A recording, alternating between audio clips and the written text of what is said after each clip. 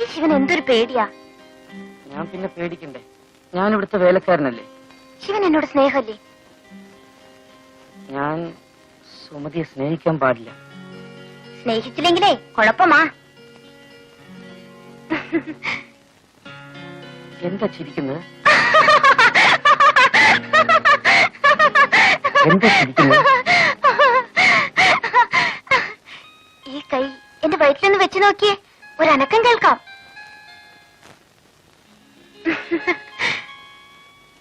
ശിവന്റെ കുഞ്ഞ് എന്റെ വയറ്റിൽ വളരുന്നു.